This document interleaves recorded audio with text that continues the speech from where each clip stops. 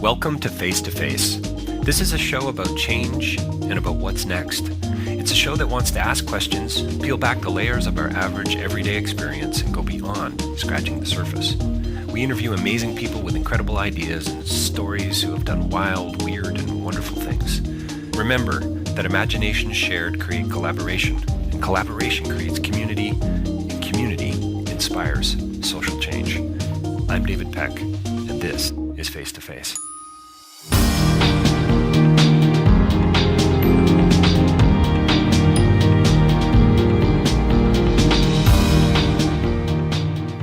So today's podcast is with a guy that I've been trying to connect with for some time, Nigel Fisher.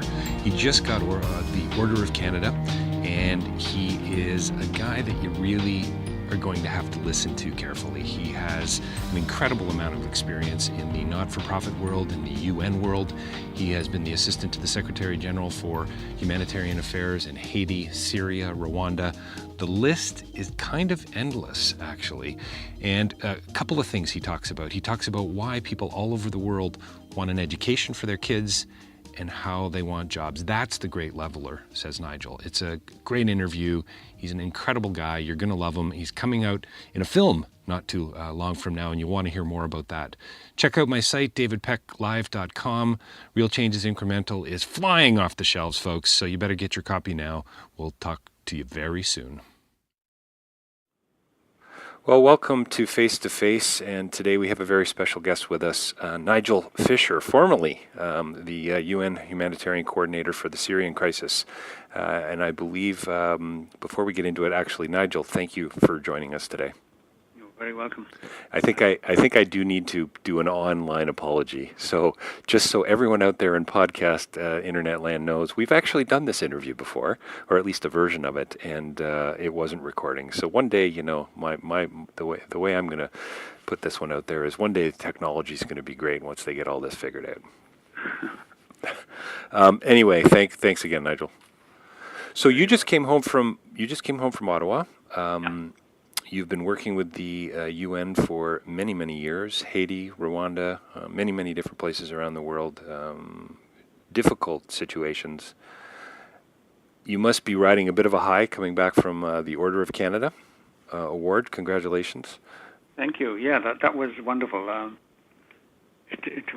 was very pleasantly surprised to be recognized to be an officer of the Order of Canada when I've lived so much of my time overseas. So it's nice when your country acknowledges what you do. And I think it's really a tribute to all of the people like me who work in difficult situations. So I feel I share this with a lot of people.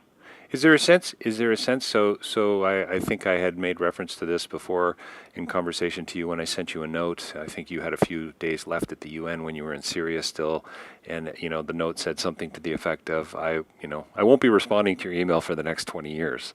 So of course, laughed out loud. But indication that maybe you're retiring, pulling back a little bit. Order of Canada. It kind of sounds like the end almost. Well, but I don't get that sense from you. Well, the technology, that was purely because there was nowhere I could. Oh, I am leaving and will not be returning. Right. I had to put a return date, so I put one far enough off.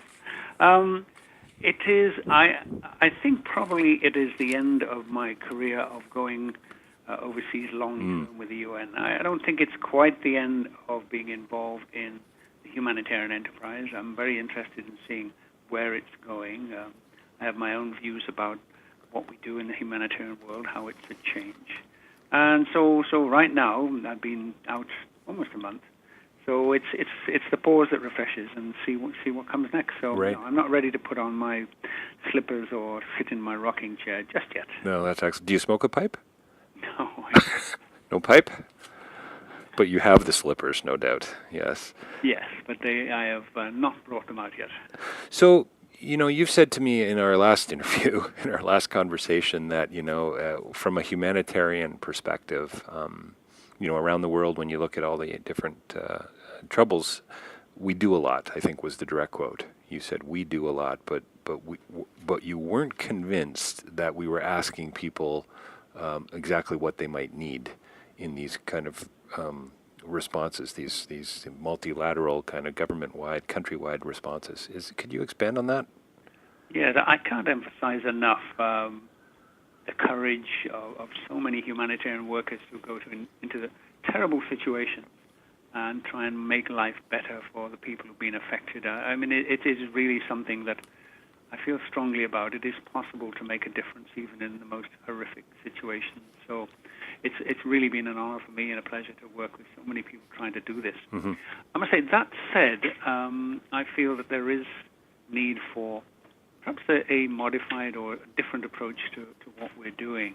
And I think the issue of responding to what people want rather than what we think their need is one of the issues.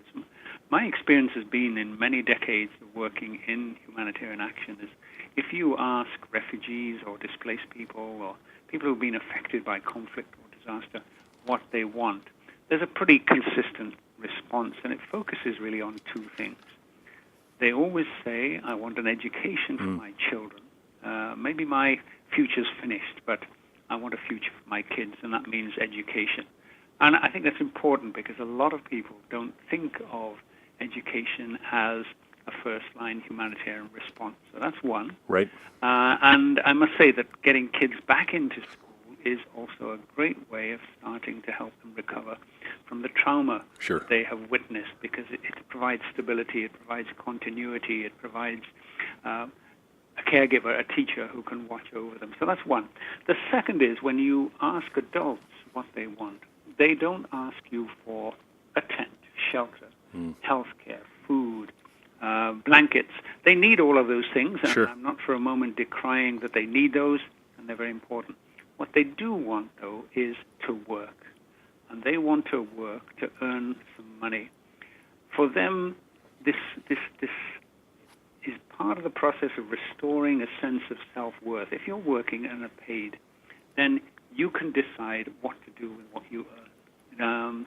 Do you send your kid to school? Do you buy some more food? Do you get more health care? But it's empowering you, and too often in situations of crisis, people have lost everything. They become very dependent on others for their life, and they're dependent on handouts. And I think we don't realize how demeaning people see this, and they want to take control of their lives again. So I think we in the humanitarian domain have a lot more to do to try and help people get this sense of self-worth, regain it through work. So at what point does somebody say that this is no longer about keeping somebody alive, like what I would sort of classify as a humanitarian action because people are dying of Ebola or a tsunami or whatever the case might be, and say, nope, now it's time to hand this off either to the development workers, or to have hopefully empowered people enough that they can now say, you know what, thanks a lot, guys, we're heading back to our village, we're heading back to where we came from to start over. I think you've hit a really important point. I can't emphasize enough. This is not a linear process. You do not move from life-saving through to development and recovery. Everything is happening at the same time. Right. At the same time, you're trying to clear rubble, or you're trying to help people who've been wounded, or you're trying to help them stay alive. You've got to look for ways in which you can help them, let's say, maintain their community, keep community services going. If they can't, it's not only conflict that drives people from their communities, but it's the lack of opportunity, it's the lack of health services, it's the lack of water, sanitation. So we have to think about all these simultaneously. So I think that's again a very important message for humanitarians. We have to learn to widen our circle, to bring into it those people who are not strictly focused on what we consider to be humanitarian. I would even bring in many countries, as I did in Haiti, look to the private sector. There are local companies that, with a bit of help, can provide material that we're importing. It could be water, it could be shelter materials, it could be family items. But maybe their factory's been damaged. Maybe they need a little help to recapitalize and start again. So why don't we think about linking up with some of the regional development banks and see if they can set up some kind of fund? We need to do that because if I take the case of Haiti, local banks charge 20% for loans. There's no way that somebody with no collateral can get one of those loans. So there's a widening circles, but as I say, All these things need to be addressed simultaneously rather than sequentially. I think one very important thing, too, is we need to know better the societies in which we're working. How do they work? Context. Who are the potential partners? And already think, if they need help, what kind of help? But too often, we as humanitarians, in a sense, parachute into a crisis. We don't always know very well the situation we're working in, and therefore we do the things we know how to do. But maybe we'd be better equipped if we knew those countries better. Well, Nigel, isn't there a sense, now we're going to get, I suppose, into some philosophical territory or psychological, but aren't humans, to some degree, around the world globally, and I think you could speak to this better than most, aren't we kind of almost set up for black and white, up and down, right and wrong, north and south? And your comment about simultaneity, your comment about everything is happening at the same time. We're not wired, I hate that phrase because it sounds so deterministic, but we don't seem to like subtlety and nuance and complexity. So, let's either humanitarian, this is development, this is right, this is wrong. And I think what I'm hearing from you is, hang on a second here, we gotta start embracing the complexities of development, of the other, I guess, in a way. Yeah. No, clearly life-saving interventions are absolutely crucial. But to me, you can't waste any time before you ask, but what kind of life? Right. Not just to live, but what kind of life do these people look forward to? Do they want? Can we help them to have? So I think we do have to broaden our vision. I also feel that, in a sense, what we've been doing in the humanitarian domain, we've been doing for many decades. But right. The world is changing. Where I've just come from, Syria, the Middle East, many countries which have refugees are middle-income countries. They have strong civil society organizations. They have municipalities which function. So we should be working with them to strengthen those institutions and those systems. We can't just bring in lock, stock, and barrel everything we have to provide. So I think even our approach of we're arriving, we can help fix things, we have to reflect on that. Is that almost neo-colonial? Maybe that's too strong a word. Is it perhaps too charity-based? These poor people need our help. Right. Again, maybe that's too strong, but we have to reflect. Our world is changing. It's not the same as it was 30 or 40, 50 years ago.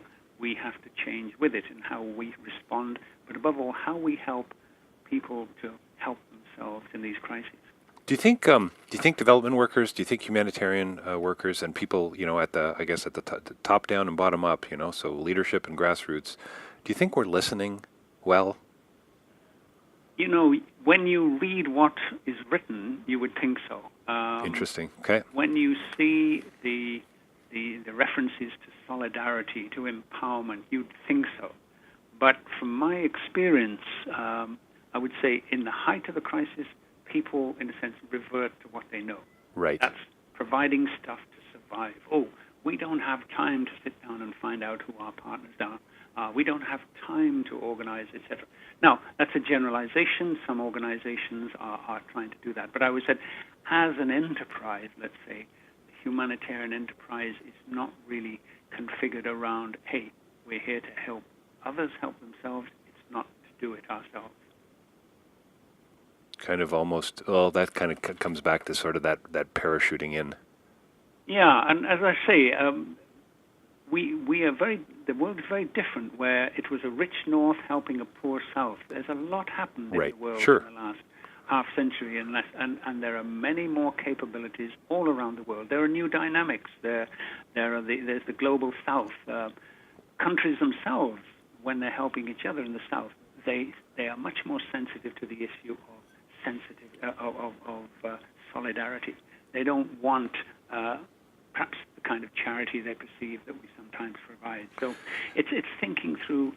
We need to evolve as the world evolves, and crises go on, as you know. So you were president and CEO of UNICEF for 5 years, 2005 to 2010. When was UNICEF working with the sort of the school in the box initiative? That's been around for quite some time, hasn't it? Yes, I started with UNICEF in Indochina after the Indochina War, so that's going back a few years. But I headed up the mission in Rwanda and the neighboring Great Lakes countries at the end of the genocide in 94 and then stayed there until Right. 95. And it's there we really started the School of the Box. Oh, is that right? Okay. Yeah. Well, because the reason I asked, Nigel, is because it's part of your history, but also kind of touches on your what people need, or education for our kids and jobs. And I'm just wondering what your thinking is from UNICEF's perspective. I mean, they've sort of, it seems like, been trying to attend to that even within a relief situation, and I just wonder what the impact of that might be. Yes, well, and it's very interesting that a couple of major donors came to Rwanda in 94 wanting to provide us money for immediate life-saving food, water, whatever. But after we talked to them and they talked to the Rwandans, they also supported us for education. I arrived in June 94 at the end of the genocide. September was the start of their normal school year. June. And I met the... So you were on the ground within 3 months of it starting. Yeah, and Wow. then the Minister of Education said, we're supposed to start the school year in September, but we have nothing. And there on the spot, we said, we should try and see if we can get kids back into school. And out of that idea came the idea of the School in the Box. And the first School in the Box was a metal box with enough materials for 2 teachers and 80 kids for 3 months. The theory being that would give the system enough time to start getting going. So, I mean, see, now to me, I just got a shiver while you were talking about it, because that to me is like sort of that's the metaphor for capacity building in a way, isn't it? It really is. This whole idea, we got a box, it's a framework, it's a structure. In it, we've put a certain amount of material and currency, I guess, if you will, enough material for 2 kids. What is 2 teachers, 80 kids, 3 months, now off you go. Yeah. Yeah. And it was light enough for people to carry. Right. That was it's so great. It was full of cloth wall charts so that people could hook them up anywhere. And it led to all kinds of interesting issues. One was we didn't know whether all the schools were safe, whether they had live ammunition or unexploded ordnance. So it led me to look around to South Africa, to Nigeria, to Ethiopia to see if we could get some deminers in. And in fact, a demining team came from Ethiopia and made the round of all the schools to check them out.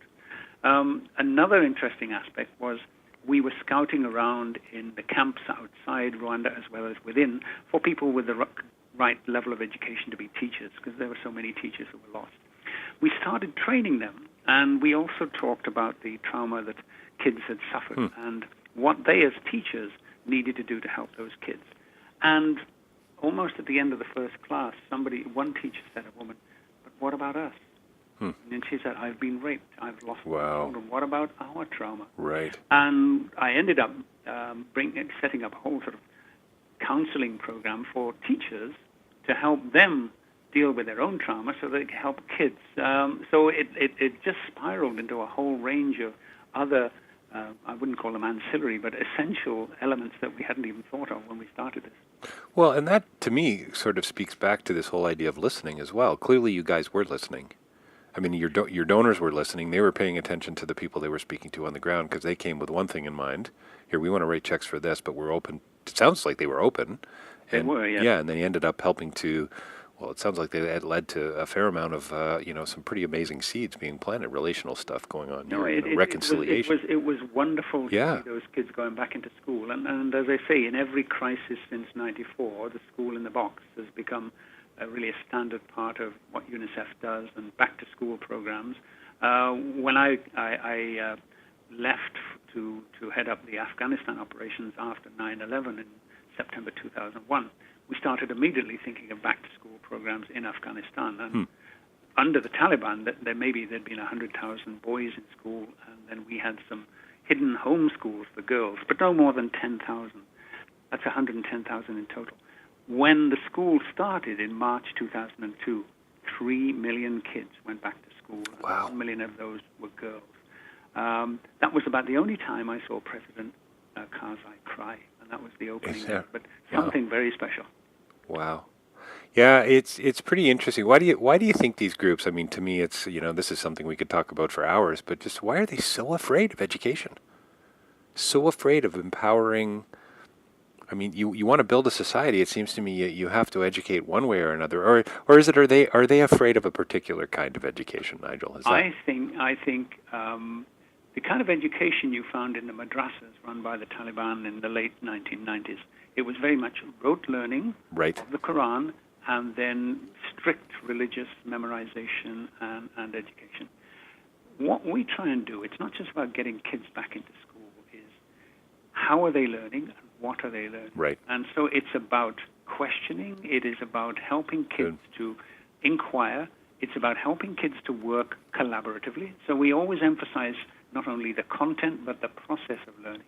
And I think, frankly, it is enabling kids to think critically, ask questions, become independent, think for themselves.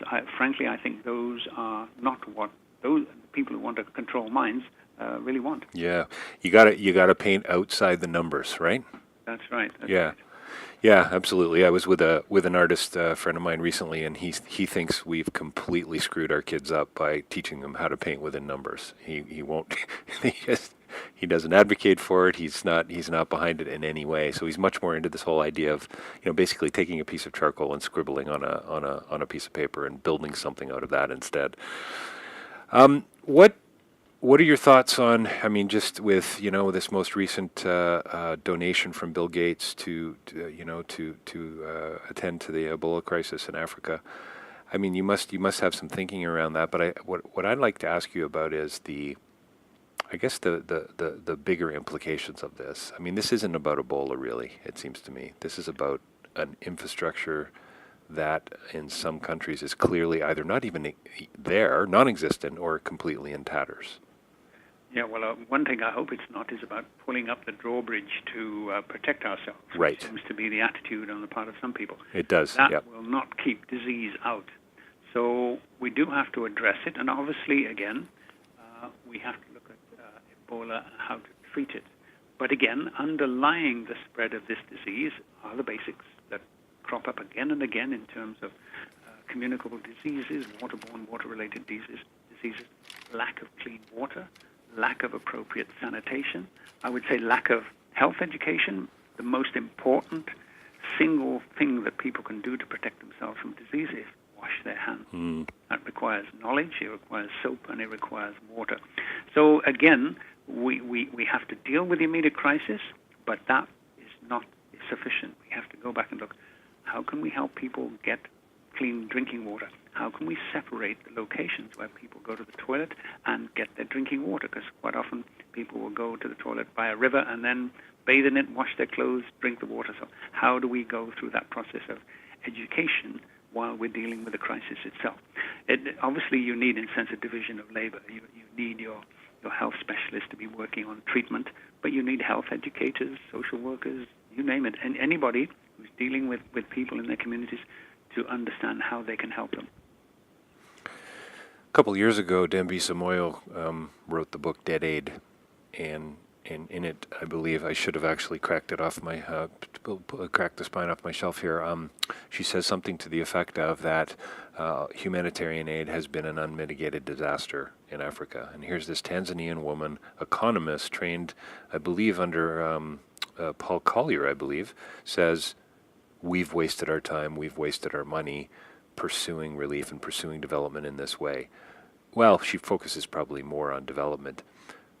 Do you think that's true, Nigel? I think for me, I'm currently writing a piece on infrastructure in Africa and using Ebola, the crisis, as a way to say, hang on, this isn't really what it's about. There's way more going on here than meets the eye. Let's peel back a few layers and say, this is about a whole lot of other things. Yeah. When a crisis hits, whether it's a conflict or whether it's a health crisis like Ebola, you need a response.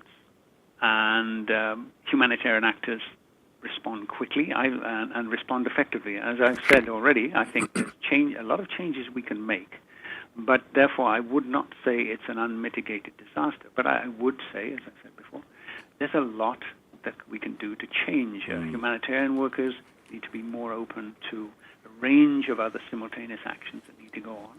And I think development actors need to think ahead in terms of crisis.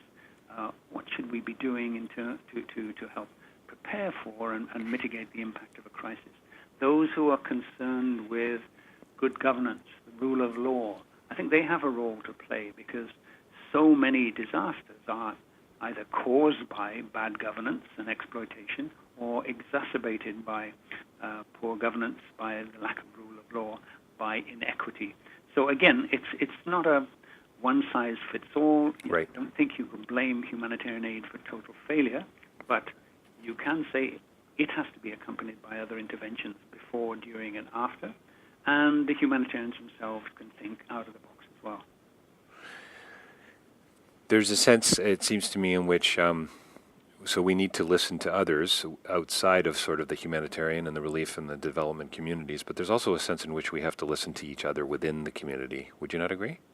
Yes, indeed. Do you mean within the humanitarian community? Yeah. Like, I continue to speak about partnership, this idea that, why doesn't the World Vision and the UNICEFs and the Oxfams and so on come together and work on behalf of a disease or an issue or a sector or a region or something?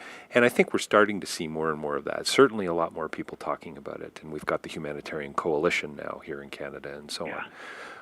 But I still, Nigel, don't get the warm and fuzzies when I look out there and say, hang on, we're really still not partnering very well at all, which to me suggests we're not listening to one another. We're not interested really in getting in the same room together. I think that's a bit harsh. I think good. There's a great deal of reflection, discussion, analysis amongst the humanitarians. I think there's an issue in we undertake so many lessons learned analyses, but we don't learn the lessons because we're too busy facing the next crisis. Right. I would say many of those partners that good. you mentioned come together. There's a whole coalition of organizations around children, for example. But at the same time, each of those organizations is in a sense competing for profile and for resources. So that does create some tensions. So that partnership exists, but again, it can improve. And I think it takes more than just saying, well, how can I work with others but still protect my turf, etc. The other thing is what we talked about before. There's a whole area that needs really to expand in terms of partnership with the people that we've come to assist in developing countries, partnership with organizations, even governments and private sector in those organizations. And that requires perhaps a little more sophistication, more of a long-term view than we have. But I think the humanitarians are united around a principled approach to response. But as I said, more can be done. More can be done. How do you feel about, you've talked about the private sector a little bit and this idea of partnership and listening and so on and bridging, and how are you feeling about the DFAT-D and their sort of involvement in the mining sector, some of the projects that are going on Burkina Faso, for instance? Where do you sit on some of that from an ethical perspective? Do you have an issue with it, or do you actually think it's the way forward? Well, because I've been out of the country for much of the last years, so I haven't followed the debate closely. I think there's a great deal that government can do to work with the resource industries, the mining, etc., to enable them to be more responsible and socially responsible in the settings in which they're working. And there are lots of horror stories of course, cases where this doesn't happen. The whole notion of enabling responsibility is wonderful, by the way. That's right. And I think that it has to go beyond a few token projects in communities directly affected by, say, mines. It's where mining companies have to think about the broader social issues, poverty, inequality, and I think they have to think, what else should we be doing, again, to support perhaps organizations on the ground to help themselves, etc. So it's not about direct intervention. On the DFAT-D, I think we're still waiting to see how that whole integration works out. Right. As I said, I think there's a place for the private sector. I don't believe in private sector self-regulation. I don't think that works. I think experience in Canada recently with tailing pond spills and so on shows that you can't leave the private sector to regulate itself. So there is a role for government, and government needs to, I think, acknowledge that role. You had talked to me at some point, I think, when one of the first times we actually connected by phone before you had left the UN, and you might have still actually been in Syria, I believe. And you had talked to me just briefly about this backward step for humanitarian affairs. I was talking there not so much about humanitarian affairs, more about humanitarian principles. Principles, good. Yeah. I feel over the last 20 years and more, we've been developing a whole range of legal instruments, human rights instruments, humanitarian instruments to guide our work, whether it's protocols on existing conventions, whether it's development of the Convention on the Rights of the Child and the protocols as they affect kids, whether it's the International Criminal Court, the right to protect, etc. It goes on and on. And I feel we've got to a point where perhaps we have enough principles, we have enough instruments, we've got to look at how we apply them. Because I feel that in the Syrian crisis, we have gone backwards, and I see the impunity with which all parties, but especially the Syria regime, because with the preponderance of resources the regime has, its barrel bombing, etc., etc., I hold it accountable for most of the killing that has gone on in Syria. They have got away with this with impunity. The Security Council has been powerless to act because, again, it seems to me in a crisis where at least one of the major powers has an interest, it can block any real action. I have found that sometimes even humanitarian actors, human rights actors have been too timid in speaking out, perhaps for fear of losing a foothold in Syria. So I actually think we've gone backwards, and we have to reflect in these terrible situations, which are highly politicized, how do we reassert basic humanitarian principles? The obligation of the Syrian regime, for example, to allow humanitarian organizations to reach people that the regime can't or won't reach instead of impeding it. Their obligation not to barrel bomb at will innocent civilians, that should not be allowed to go on with impunity. The fact that they have been taking medical supplies off convoys, and have you heard much of a protest? No. So I feel a bit disappointed that not enough of the humanitarian organizations have spoken out strongly. If there's one for me that stands out, it is UNRWA, the organization responsible for Palestinian refugees, which has always spoken out strongly about government impeding their access to... Nigel, how do you get out of bed in the morning in that kind of a situation? How do you maintain any sort of overarching idealistic understanding of what justice is really all about and not just want to bomb people back? Well, I don't think that would resolve much. Neither do I, but it's just, Rwanda, Haiti, you've been in some pretty crazy situations. I do feel that we should speak out more strongly, and I attended a retreat of the Security Council some months ago, which was Chatham House Rules, etc. But I was a speaker, and all the Security Council members were there, and I spoke very strongly about terrorism, and I said, and I want to speak about state terrorism. This is the terrorism of the Syrian regime against its population. A few eyes darted when I said that, but I think we have to speak out more strongly. I do feel that we have to, obviously, you can't be foolish if you're across the table with Syrians when they hold most of the cards, but we can speak out more. We can insist on their imperative. It's not, sovereignty is not just about the right of a regime to protect its territory and its land. It is also about their obligation to protect their people. Sure. And this seems to have slipped. The responsibility to protect, which started with such hope and fanfare a decade or so ago, it seems to have been buried in Libya, where the Russians accused the West of using the excuse of responsibility to protect and humanitarian intervention to overthrow Gaddafi. So we're struggling with these terrible, terrible wars to reassert not only humanitarianism, but some humanitarian principles. So can you tell me a little bit about why you've decided to do this work? That why do you get out of bed in the morning? What is it that drives you forward? Well, it started when I was a student at university.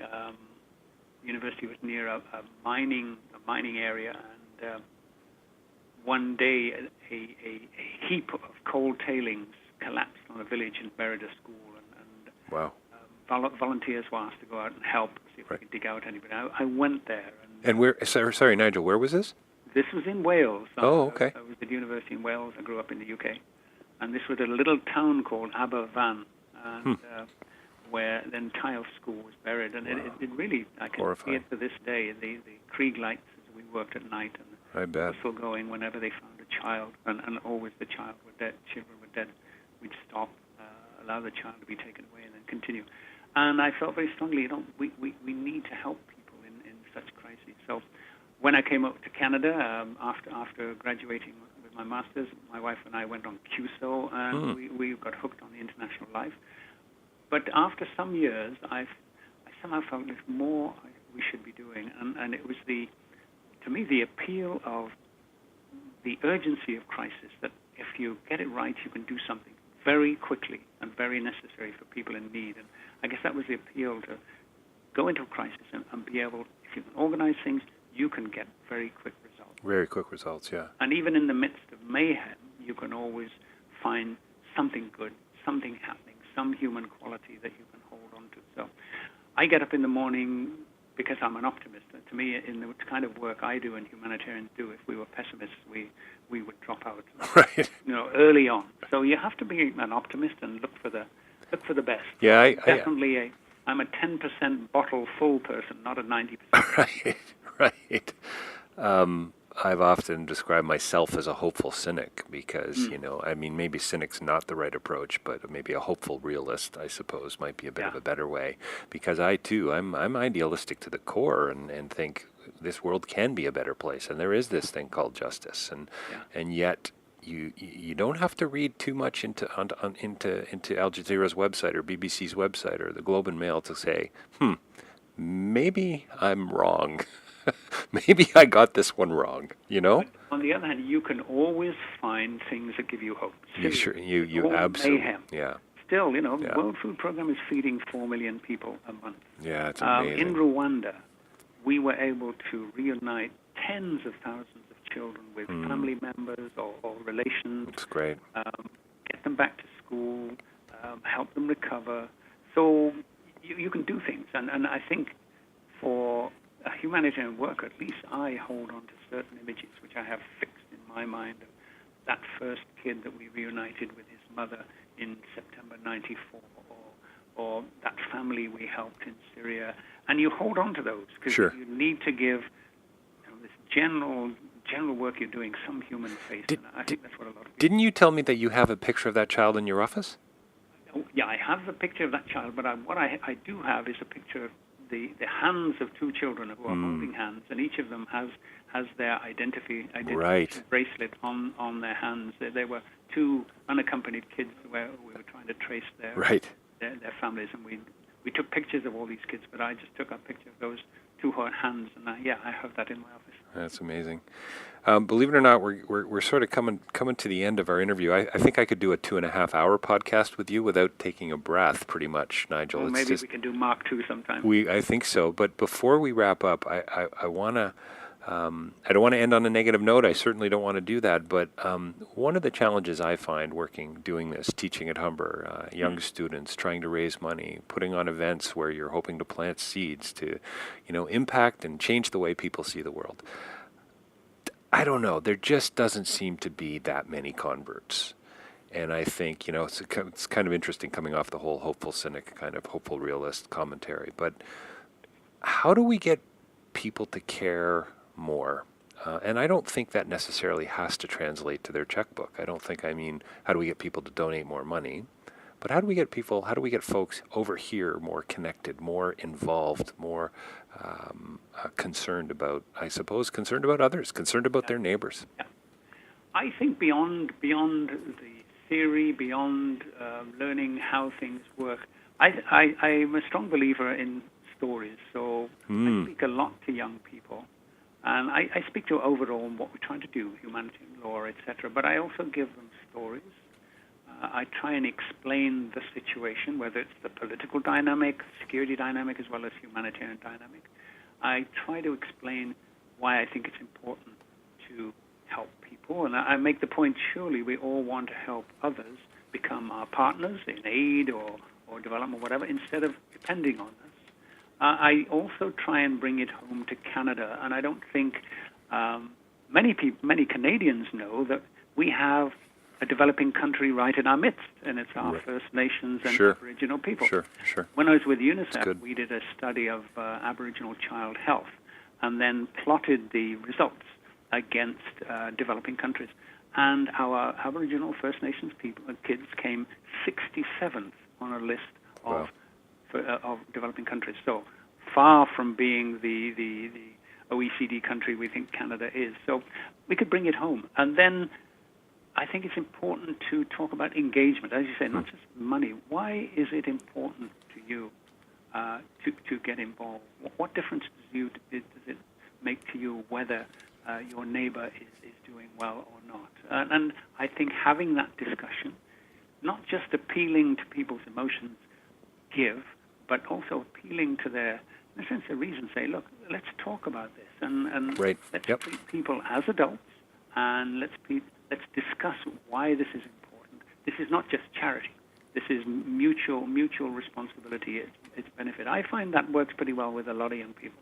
Yeah, it was interesting. We're talking about doing a conference in 2015 called "When the System Fails," and I was talking to somebody about it. And he said, "You know what, David? You got to get away from the plenaries. Forget those silly 45-minute talks. Do shorter talks. Give people opportunities to speak."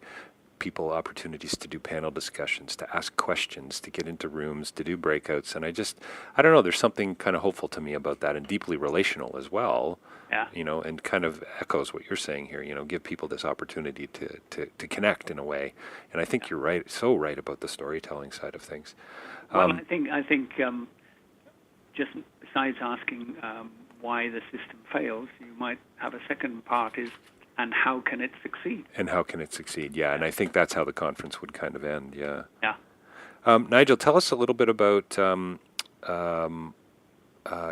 you've got I believe you edited a publication coming out of Oxford in the near future, did you not? No, what it was, I wrote the foreword to the Journal for Forced Migration, Forced Migration Review, and it's just come out a few weeks ago. I think it's edition 47. So that's and it was an edition devoted to the Syria crisis. So I wrote the foreword and raised a few issues about some of the things we talked about Sure. Principles, responsibility of regimes to protect their citizens, what we need to do, education as well as life-saving. So many of the same issues came up. No, that's great. Excellent. So that's the Oxford Forced Migration Review, edition 47. That's right. I'm not going to let you go without telling me about your budding filmmaking career.